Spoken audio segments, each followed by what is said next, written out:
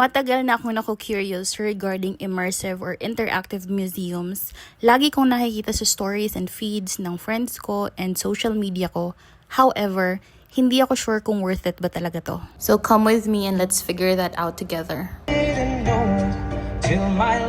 Good thing that good things comes to those who wait. Today's gala is sponsored by the company I am working for. Yearly, meron silang pa-family day.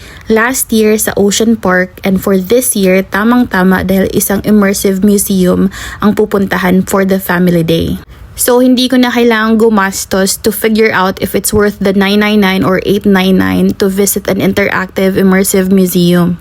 Bago nga pala kami pumasok ng museum ay nag-dine-in muna kami dito sa Mai Thai dahil parehas kaming gutom, and he got skit and prawns, tapos yung akin ay inihaw na liempo. He got his mango shake and I had coffee jelly. So after this, after namin mag-dine-in ay pumila na kami doon sa photo booth. Tapos inintay ko pala yung friend ko dito kasi ibibigay ko sa kanya yung isa kong ticket dahil nga yung batang dapat kasama namin ay hindi natuloy and sayang naman yung ticket. Dito nga pala to sa may third floor ng Ayala Mall. So come with us, papasok na tayo.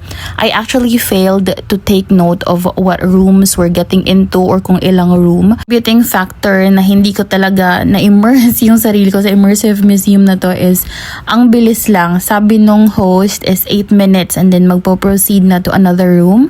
This pass-through is one of my favorites. Minsan mas na-enjoy ko pa yung pass-throughs kaysa sa mga ganitong room, yung immersive talaga.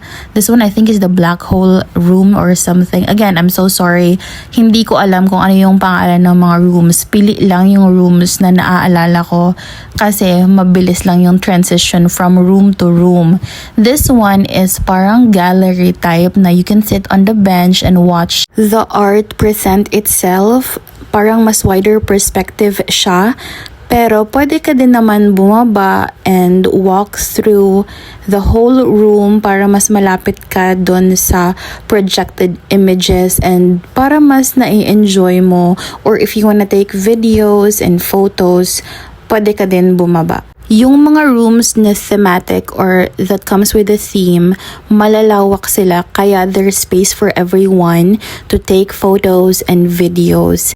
If you are an artsy girly or if you love art and you're into art, you will enjoy this place. Pero for someone who does not know art at all or is not interested, it may be something that might bore you after taking a few photo and videos.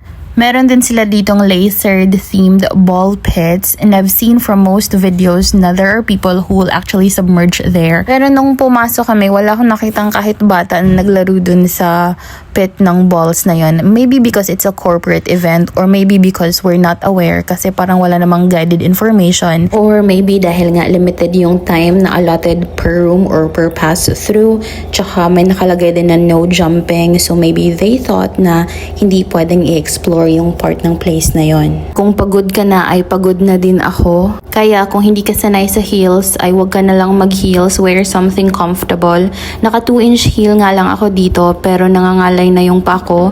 Malawak kasi yung area. It spans up to 5,000 square meters. Kaya dapat comfortable ka sa suot mo. Maybe wear some sneakers or flats. Pero kung sanay ka naman din sa heels and then you go for it, girl, kasi when it comes to optics ay mas maganda talaga siya tignan, or kung saan ka mas komportable. Now the next room is Steam of Heaven.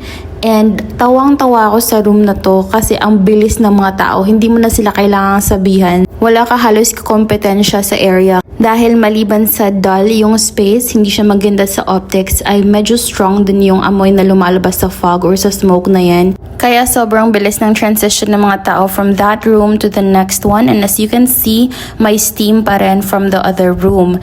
The next one is called the Infinite Blossom Room, and this is my favorite room. Sa lahat ng room, ito lang, dito lang ako may maraming photos and videos.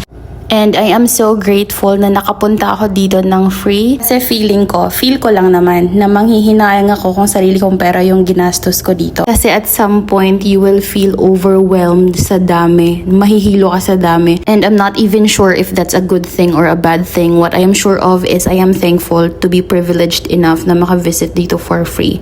So thank you. Nandito na nga kami sa last room at nung umuwi kami, the irony of me passing through Coastal Road, tapos yung reflection ng napakagandang sunset sky na may pagka-pinkish and orange. Tapos pagtingin mo sa kabilang gilid, makikita mong nag-reflect yung hues ng sunset sky dun sa dagat. Tapos may mga maliliit na bangka.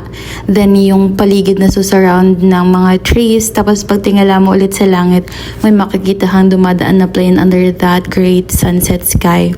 Ang ganda ng real-time art. Nga po natatapos yung araw natin. I am privileged enough to be witnessing both present art and art from the past and digital art. Yun lang po. Maraming salamat. Bye-bye. Enjoy your weekend po.